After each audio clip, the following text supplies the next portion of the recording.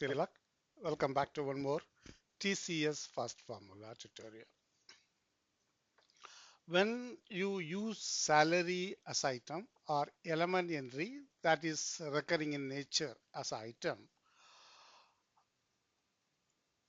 and the items used in the statement, you get a multiple period. The amount is divided into either monthly or weekly, whatever that the payroll periods are. According to the payroll periods, it is divided. The amount is divided and displayed as a multiple item. There are some customers they don't like to have it, especially when it is comes to salary. They want to see annual salary as a one amount. For example, the 60,000 is annual salary. They want to see the annual salary as amount. Now I'll show you how it is displayed as of today, and I also show you sometime it may not work. I explain you why it doesn't working sometime. Okay, I'll go to the detail statement. I go to the statement. I process that. This is the belongs to 2012, I believe. Okay, I'm going to the salary. If we are going to the salary, if we go here as a this one, this is how was displayed. The annual salary is 60,000, and here basically that the descending order. This is the payroll period is monthly. This is displayed as a this one. This is how it is displayed as of today. In some cases, it may not display it. I'll show you why. Okay, now I'm going. Okay, I came out of it. In these cases, this is the period is 22. Whatever shown was period 12.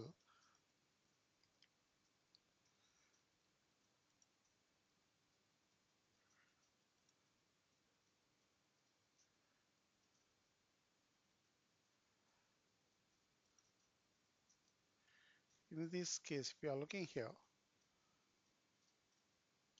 this is what customer want, but this doesn't happen in a real scenario. In some cases, when it is a some set of issues, then only it happens. Okay, I'll tell you when it happens. If you have an employee who's not defined with the payroll definitions, then it can happen. Or if you have a payroll definition that is not attached to the payroll period, then it can happen. Okay, you have a payroll period, but for the period, like in this case, this employee has everything, but the periods are defined up to 2020, I believe. After that, the definition does not have a payroll periods. That's the reason it is bringing 1 hour. If that such cases, it can happen. But in 99 percentage, if you have a payroll, everything, it works the way I shown it to in the previous statement. But many people wants to have only one amount. As of now, there is no possibility. The only way you can do is you can write a fast formula. Now, how do you write a fast formula? It's a very simple fast formula.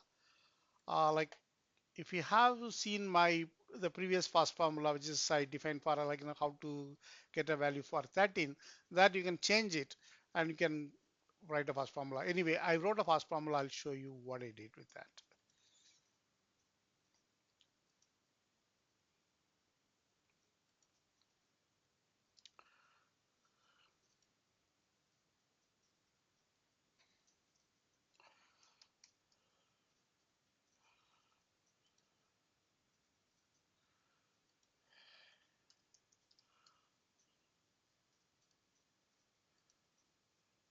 Okay, this is the first formula I have wrote it. I try to make it a little bigger. Okay, okay. Now what I'm doing here is basically I define a salary annual amount, legal entity ID, that's fine, the current salary currency code. These are the three things I have defined as a database item. Now, and this is the input value, start date, end date. Now, okay, ignore all these things. This is all basically ensuring. All I'm doing here is if the compensation assignment annual amount, salary annual amount is not defaulted, not defaulted, it means the salary amount is not a -1, then I'm getting a values into that salary amount as a character into values and the currency code as a unit. Okay, that assignment ID I'm getting from the context, a legal employer getting from the legal entity ID, compensation I'm getting from the context of end date. You can have a start date if you want, or you can have any other date, you can have it. So in this case, the annual amount is written into a value And this is basically I'm like, I'm putting a set lock, so I can use this in the debugger. I mean tester. Then I'm returning the compensation. This you can return in any order, values, unit, assignments, and legal employer. This is returning it. Okay, now how do I test this part? Okay, it is compiled. I don't have to do that again. Now I go back to I create an item on that. Okay, now I'm creating item. So,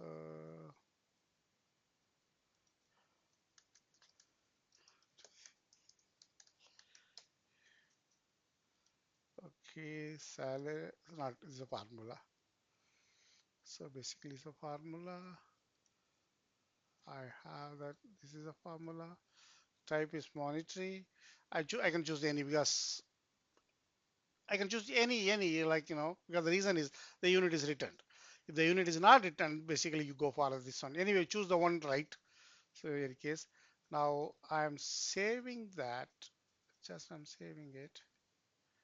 Now I'm going to test it. Okay, statement is TCS salary. Period is total is fine, and tab is my usual person. Validate. Now what you are getting is 60,000 here. There's no error. You go to log, you see what other things is when it is going, how long it took, all this log message, the formula, okay, unit and all the stuff will be there, like here, so entering blah blah blah blah and all this stuff. This also probably insists. It's after 11 second. It is basically okay. 0.11 second. Okay. Okay. Now let me attach that into a uh, category.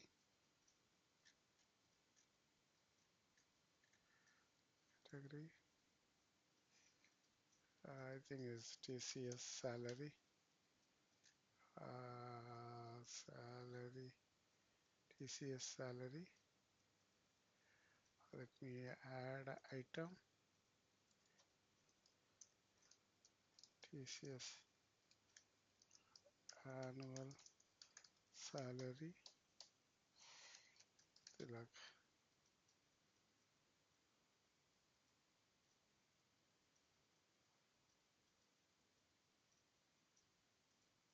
Okay. I'm saving. Okay. Save and close.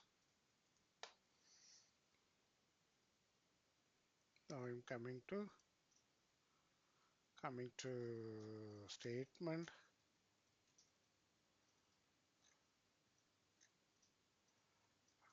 Statement definition. Okay. TCS. Here also TCS salary. Okay, if I'm looking at that, it is having annual salary also. I'm going generating it again. Okay, I'm taking this is what usually was giving it. Tabby.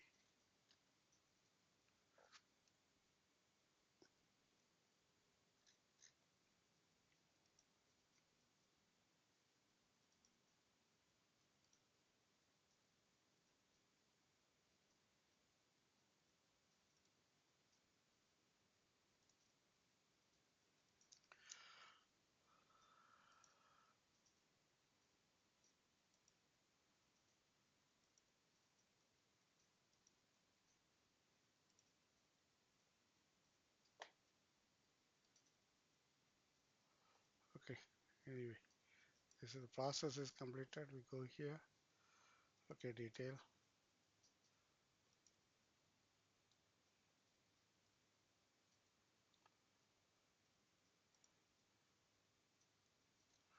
Okay, there are two. If you go to TCS salary, what you get is like the period. This is the old one. If you go the second one, you get only one amount. Okay, 60,000. Okay, this is how you can kind of create a one salary or one annual amount. The same thing you can go do it for element entries also. If you don't want a, if the element entry is recurring value, it doesn't have, you don't want to like repeat the value, you can use the DBA that is using the element entries. You can use it. Okay, that's it for the tutorial. If you have any question or comments, let me know. Thank you. Bye.